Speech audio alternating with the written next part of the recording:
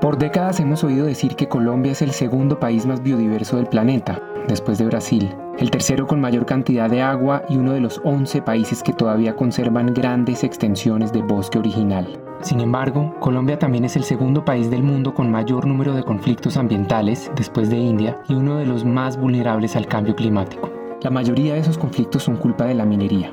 En la actualidad, tenemos un modelo económico basado en la extracción que se ha cuadruplicado en los últimos 20 años. Además, el gobierno piensa transformar el país en los próximos lustros con obras de infraestructura, ampliar la frontera agrícola y desarrollar el turismo. Tres cosas que, de no hacerse de manera sostenible, podrían acelerar aún más la degradación de los ecosistemas y cambiar el clima del que dependemos para vivir.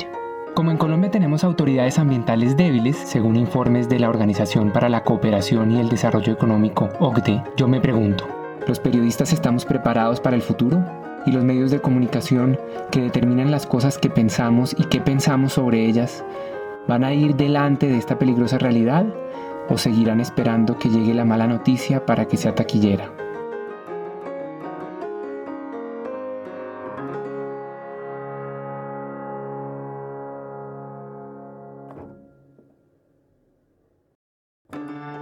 Quise averiguar cuánto de lo que vemos en medios nacionales es periodismo ambiental especializado.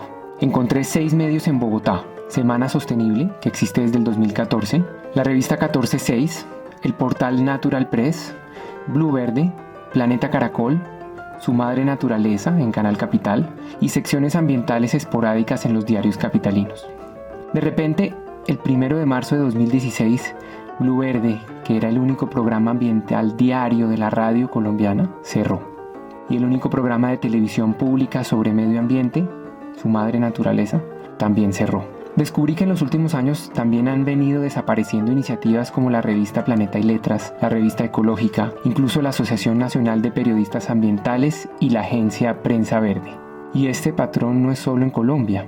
Según la científica y experta en cambio climático de la Universidad de Rutgers, Robin Leichenko, en Estados Unidos ha pasado lo mismo. That's actually well documented in the United States, that the numbers of science journalists has just plummeted, because newspapers are cutting back.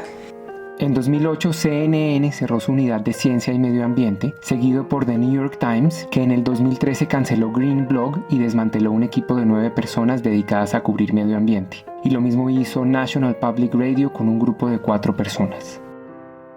Parecía haber una contradicción, porque las redes sociales me daban la impresión que la gente ahora está hablando más de temas como la exploración petrolera en la Macarena y la reserva Vanderhamen.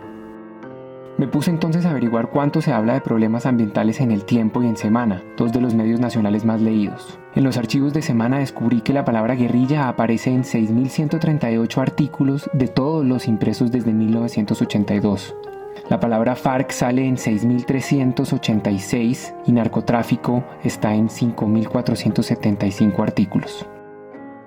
En cambio, la palabra deforestación, que es causada en parte por la guerrilla y el narcotráfico, aparece solo en 161 artículos, es decir, 40 veces menos que aquellos con la palabra FARC. Por cada artículo con el término cambio climático, hay 14 con narcotráfico en alguna parte. Y por cada artículo con la palabra contaminación, hay 9 con la palabra guerrilla. Muy poco espacio cuando el 58% de la deforestación ocurre en municipios de conflicto y el 60% de las fuentes hídricas del país están amenazadas por la extracción ilícita de minerales y derrames de petróleo. Aún así, mientras Semana ha dedicado 183 portadas a las FARC, solo una menciona directamente el medio ambiente. Y eso que Semana es una revista de análisis. La portada era el caso de la sequía en Casanare, que escandalizó por las fotos de reses y chigüiros muertos. Los medios buscaron culpables entre petroleras, ganaderos, agricultores y autoridades, y después, cuando a la gente ya se le había olvidado, la científica Brigitte Baptiste, que lleva 12 años estudiando la sabana inundable del Casanare, explicó que en realidad se trataba de causas naturales. En los archivos de la casa editorial El Tiempo, incluyendo Portafolio, Llano 7 días, Boyacá 7 días, la revista Bocas y Huella Social, Descubrí que las proporciones son similares. Desde 1991 se han publicado en promedio 22 veces más artículos con la palabra guerrilla que con la palabra deforestación. Y otras palabras como inundación y sequía no pasan del 0.5% de todos los artículos publicados, ni siquiera en épocas de inundación o sequía. La buena noticia es que en los últimos 6 años los temas ambientales han empezado a aumentar gradualmente en la casa editorial El Tiempo y también en Semana. Pasaron de 1.2% a 2.6% en El Tiempo y de 2.7% a 3.7% en Semana. También en Estados Unidos, un estudio de la organización Environmental Coverage registró aumentos de hasta 17% para titulares de medio ambiente en prensa, radio y televisión. Es decir, que los programas dedicados a estos temas pueden estar cerrando, como Blue Verde, pero la información está pasando, al menos poco a poco, a la agenda informativa principal.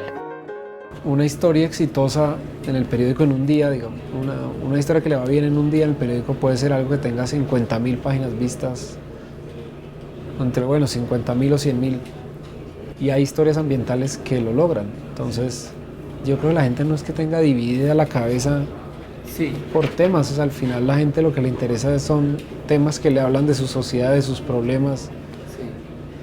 ¿Conviene discriminar la información o no? Es decir, conviene dar secciones juveniles, información para los jóvenes, o más bien estar metiendo información interesante para los jóvenes a lo largo del periódico. A lo que se ha llegado como solución es no discriminemos las noticias, es decir, no hagamos la sección de los niños, la sección de los jóvenes, la sección de los religiosos, la sección de los aficionados a la ecología. Hay que mezclar todo esto, hay que meterlo dentro del periódico para que se vea. Si tú la relegas a un suplemento verde cada 15 días, no lo lee nadie, pues los interesados y si acaso. Pero si tienes la astucia del periodista para andar buscando noticias ecológicas y proponerla como parte de la minuta cotidiana o semanal del periódico, eso es otra cosa, que pueda pelear en la primera página con las noticias de sangre, con las noticias de guerra y con las noticias de farándula. Eso sería lo ideal. Otro desafío para el periodismo es que los peligros ambientales más graves son invisibles, graduales, casi futuristas. Que el agua se va a acabar, que los nevados se van a derretir, que los bosques se van a dañar. Para un periodista, esto significa llegarle a un editor siempre con la misma noticia, una y otra vez. El primer problema con el tema ecológico respecto al periodismo es que el periodismo es inmediatista, es decir, la noticia de hoy, la noticia caliente, lo que pasó hoy, eso es lo que compone la mesa del periodista cotidianamente. Lo que podría pasar dentro de unos años o dentro de unas décadas, bueno, pues sí, muy interesante, pero ya habrá tiempo. Y como la cosa ecológica no estalla en las narices, ahora está estallando, pero se ha acumulado mucho tiempo antes de que nos demos cuenta de ello, no estalla directamente en las narices de los periodistas, entonces no es un tema que les preocupe mucho. Si uno le dice, no, es que se está acabando la población de cóndores, por ejemplo. Bueno, pues sí, se está acabando la población de cóndores. ¿Cuánto durará más? ¿100 años? No, pues una barbaridad, 100 años. 50, pues ya estaremos muertos todos. El problema de lo ambiental es que es tan científico y tan académico que termina siendo excluyente. En general toda Colombia, y en particular los medios, siguen sin adquirir conciencia de la trascendencia y la protección del medio ambiente. Si tú le vas a decir a un Julio Sánchez Cristo, a un Juan Roberto Vargas, ni hablemos de Néstor Morales, que algo de medio ambiente puede ser interesante, ellos te van a decir que el medio ambiente no vende.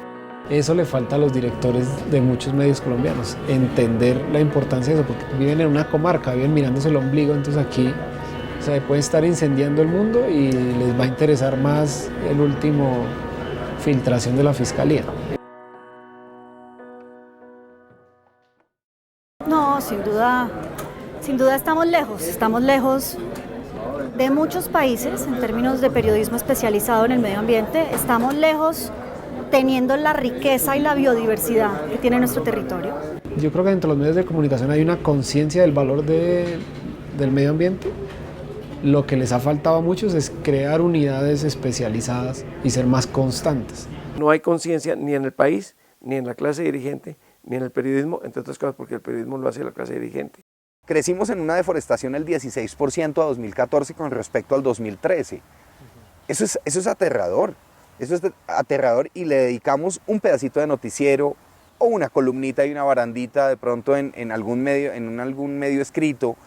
Lo que sucede con el periodismo ambiental es que es un periodismo que saca callos y eso genera inconformidades con anunciantes, eso genera inconformidades con las empresas privadas. Hacer periodismo independiente en este país es todo un reto. Sumando datos de la Federación Colombiana de Periodistas y el Círculo de Periodistas de Bogotá, encontré solo 5 especialistas en periodismo ambiental en la capital y 45 que lo cubren, pero al tiempo tienen que cubrir otros temas como salud y educación.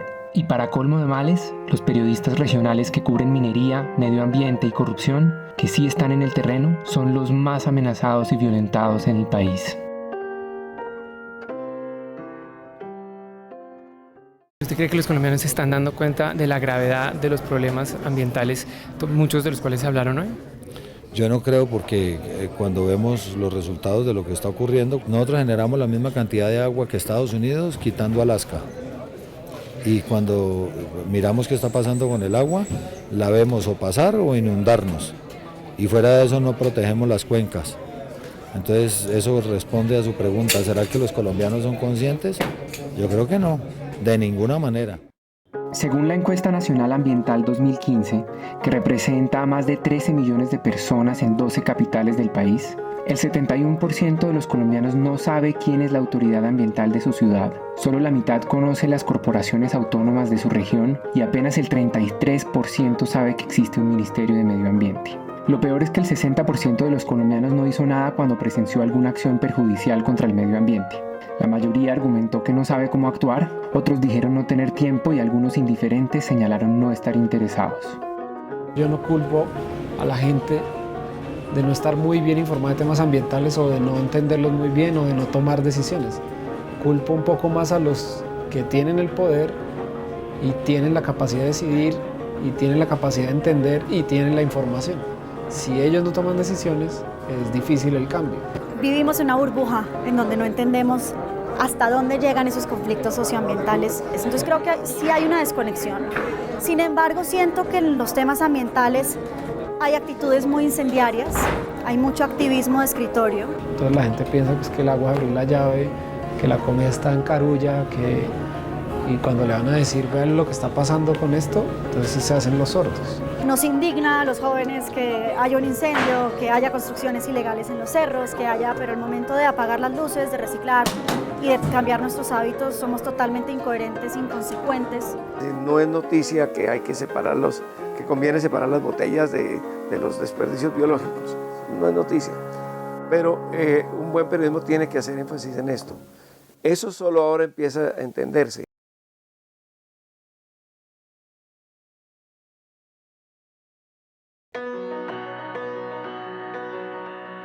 ¿Será que además de informar y divertir, el periodismo es capaz de educar mejor?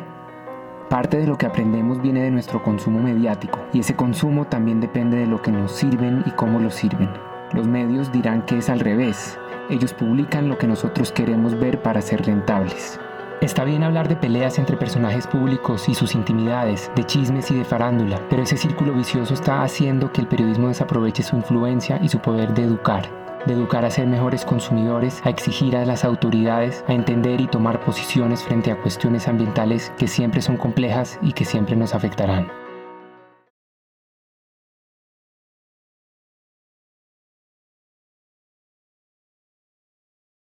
Ambientalistas de Bogotá están en alerta. Hoy el alcalde de Bogotá, Enrique Peñalosa, le respondió a los científicos. Llovieron las críticas a la posible urbanización. El 1 de noviembre de 2015, 8 días después de que Enrique Peñalosa fue elegido alcalde de Bogotá, me recibió para una entrevista enfocada al medio ambiente. Durante la candidatura, el alcalde había recibido críticas por su propuesta de urbanizar la reserva Van der Hamen. Entonces le pregunté qué les diría a los ambientalistas que la defienden. Es que la reserva Van der Hamen, por ejemplo, es una enorme equivocación ambiental. El norte de Bogotá realmente es casi el centro de la ciudad futura. O sea que no hay ningún norte. No de la ciudad futura, casi que del actual. Lo que pasa es que son antiambientalistas. ¿Qué dicen sobre lo que está pasando en Sopó? ¿Qué dicen sobre lo que está pasando en Cajicá? ¿Qué dicen sobre lo que está pasando en Cota? Yo no los oigo. ¿De qué estaba hablando Peñalosa y qué tenía que ver eso con la reserva? 6 meses después, creo que la gente sigue sin entender. Y los periodistas hemos fallado porque sembramos un mensaje simplista. Si usted apoya el medio ambiente, apoya la reserva. Le fallamos a la gente y a una de las decisiones más importantes para el futuro de Bogotá. Este es entonces un intento por mostrar solo algunos de los argumentos que han quedado por fuera. No pretendo revelar toda la verdad sobre el caso, sino que la gente no ha oído toda la verdad. No, que no se reforme. Que no se reforme. No, totalmente no. No. ¿Por qué? Porque es una reserva ambiental. Van a construir sobre un humedal. Piden es que un documento académico para poder acabar con el humedal. Hay que cuidar el medio ambiente y todo eso. No porque es tirarse la naturaleza. Una fuente de recursos muy importante. Es el pulmón de todos los ciudadanos de Bogotá. El agua de Bogotá se podría acabar. Eso no está bien. Las cosas más bonitas, más lindas. La humedad afectaría los edificios y estos se verían hundidos, las calles se verían fracturadas por la humedad. Yo creo que estamos dando un debate muy limitado y ahí los medios sí podrían tener un papel más activo.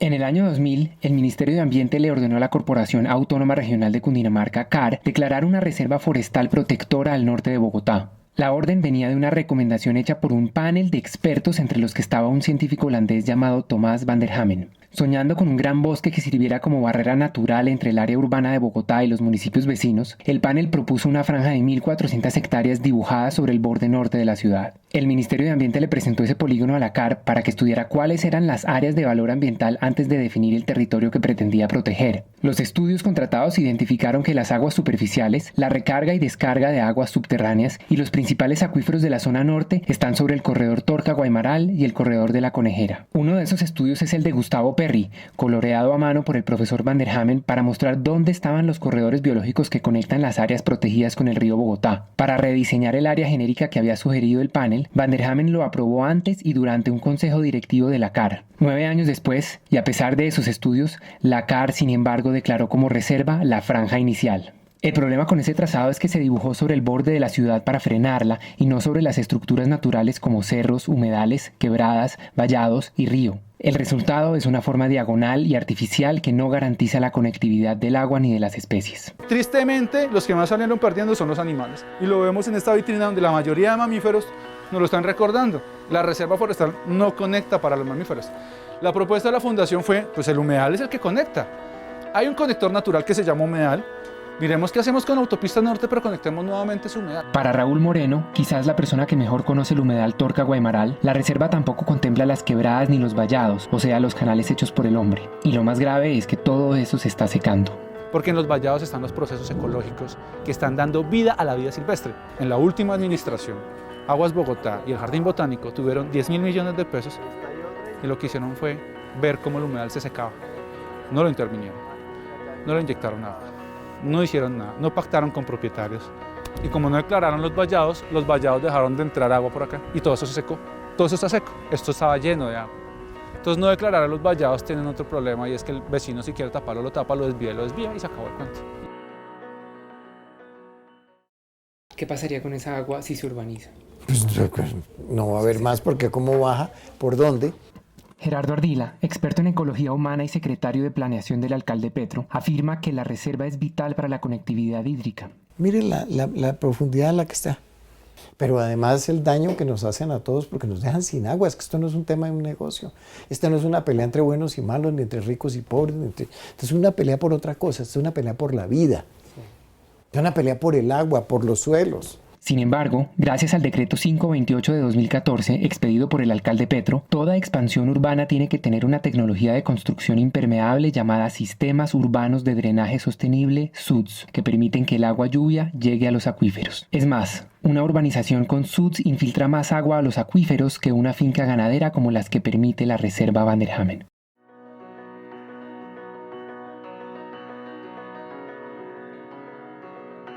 La CAR preveía que los terrenos le costarían unas 8 veces su presupuesto anual, vendrían demandas de los expropiados por lucro cesante y luego tendría que hacer, mantener y vigilar la reserva para que no se volviera una zona de invasión, una olla, un violadero. Presionada por una orden judicial, finalmente la CAR encontró una solución simple: la figura jurídica de la Reserva Forestal Productora, es decir, que permite ciertos usos económicos y se evita así las demandas de los propietarios. Sin embargo, la reserva también permite colegios, clubes, canchas, casas, ganado, escombreras, bodegas, etc. Por lo tanto, la Van der Hamen no es un área protegida, como el Chiribiquete o la Macarena, ni tampoco una reserva productora, como dice en el papel. Para hacerlo, tendría que tener un bosque y producir productos del bosque, como madera, en lugar de estudiantes universitarios. Esas razones llevaron a que la administración de Clara López, en el año 2011, votara en contra de la reserva. Por varios motivos. Si era una reserva, debería pasar los estudios que se desarrollaron por el concepto previo del Ministerio de Ambiente, y no pasaron. Segundo, porque los estudios técnicos manifestaban otra cosa diferente a lo que expresaban los que iban a constituir la reserva. Por ejemplo, que las mariposas, 2 especies únicas para el mundo, no fueron encontradas en la reserva forestal, sino a 3.100 metros de altura en la reserva de los Cerros Orientales. Y eso lo estipulan los estudios de la Universidad Nacional. Otra razón era que si se trataba de un corredor ecológico regional, ordenado por una autoridad nacional como lo es el Ministerio de Ambiente, entonces, ¿por qué pararlo en Bogotá y no conectar con el Cerro Majuy en Cota? ¿A quién se le ocurrió llevar la reserva 2 kilómetros más allá, al río al lado de Cota? ¿Y por qué no lo conectamos, como lo dijo Van der Hamen, en el punto más corto, que era al lado del peaje? O sea, tengo 2 vías que me harían 1 kilómetro o 2 kilómetros para la vida silvestre, y no como lo vemos acá, efectivamente, como lo plantearon, que esto tiene casi 4 kilómetros para llegar al río al lado de Cota. Y en Cota no tienen obligación de hacer reserva forestal, ni Chía. ¿Cómo así? ¿La reserva forestal es solo de Bogotá y los animales son solo de Bogotá?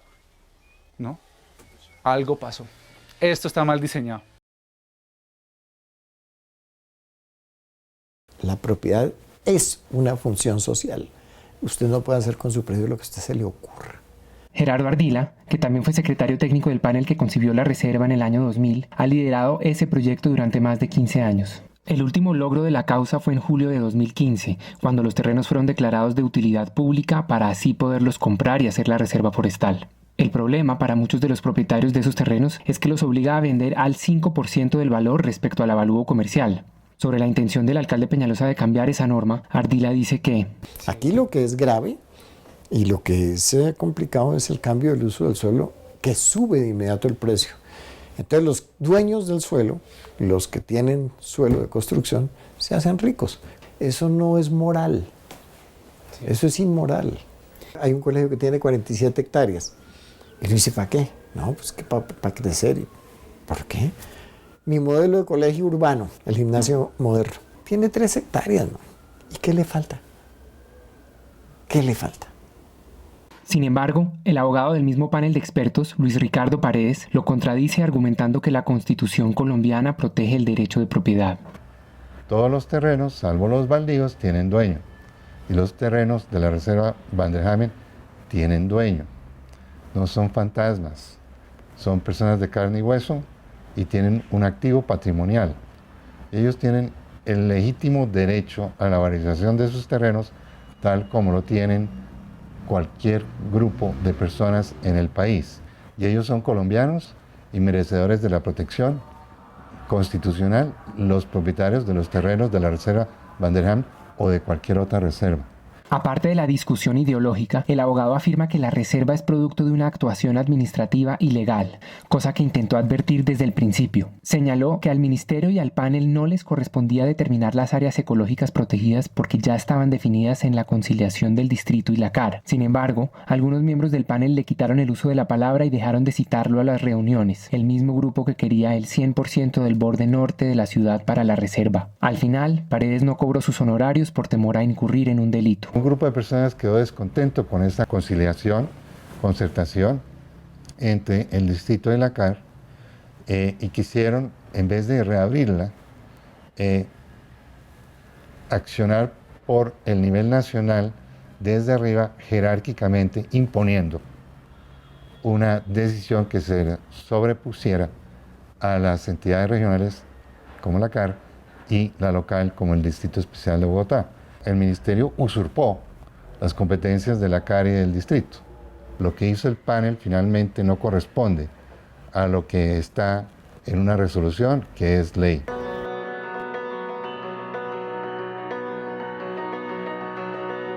1. Significa más trancones, más gasolina y viajes más largos porque nos quedamos sin poder hacer las siguientes vías para entrar y salir de Bogotá. La Boyacá ampliada hacia el norte, la avenida de Cali, la avenida longitudinal de Occidente e incluso la carrera 9ª ampliada. 2. Genera una escasez del suelo urbano que lo encarece y vuelve más barato vivir afuera de la ciudad.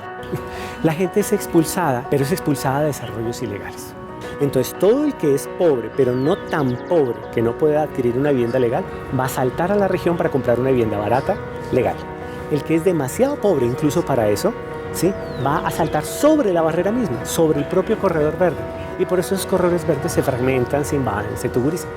Y 3. Se ocupa cada vez más la sabana, que era el problema del que hablaba Peñalosa al principio.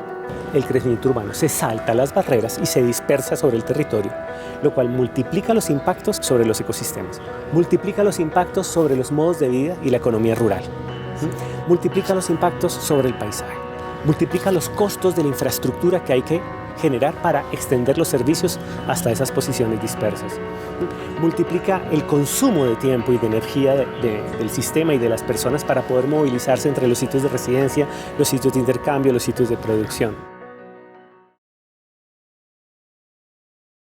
Yo creo que el peor futuro de la Reserva Van der Hamen podría ser que no pase nada, que llegue a las Cortes, que se empantane y que dentro de 4 u 8 años lo que tengamos sea los mismos potreros, los mismos bosques degradados, o más ocupación informal o más ocupación indeseada, y la ciudad de todas maneras creciendo desde Chía para acá.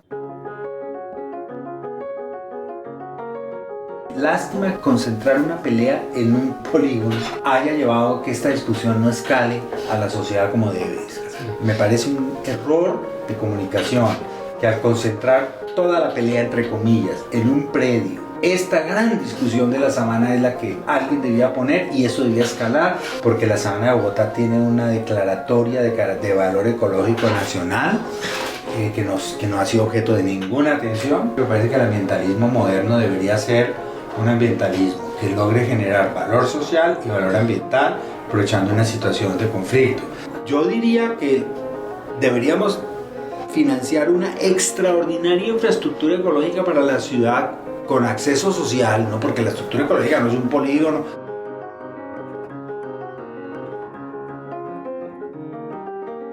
Ojalá Peñalosa evite el mismo error de hace 16 años, echarse de enemigos a los ambientalistas en lugar de primero ganarse el apoyo de las organizaciones civiles, los institutos de investigación y las entidades del Sistema Nacional Ambiental.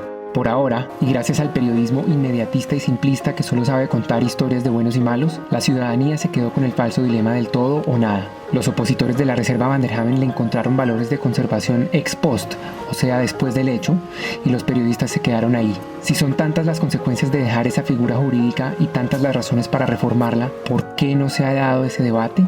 En los medios no se habla de ecología urbana, no se habla de ecourbanismo ni se exponen los detalles de la propuesta del distrito, que además de urbanizar es reconectar el humedal y agrandar la reserva. El resultado es que las propuestas ambientales del mandatario hoy no tienen licencia social, incluso en los casos en que pueden llegar a ser mejores para el medio ambiente. La mayoría de los periodistas olvidamos que los problemas ambientales son síntomas de otros problemas más grandes de la sociedad. Nos montamos en manada a cubrir cuando hay noticia, cuando hay polémica o cuando encasillan una historia fácil de contar. El medio ambiente, sin embargo, es lo que sustenta todos los sectores, la economía, los deportes, la cultura, la humanidad misma, y no es fácil de contar. Es transversal a todo, es científico y hasta peligroso, pero cada vez más urgente. Y es quizás el desafío más grande para el periodismo futuro. Para saber contarlo, se necesita primero que todo ser buenos periodistas. Saber cómo escuchar fuente tras fuente tras fuente. Reconocer que a veces hay más de una verdad, que nada es objetivo y que tenemos que poder rendir cuentas de lo que decimos y causamos.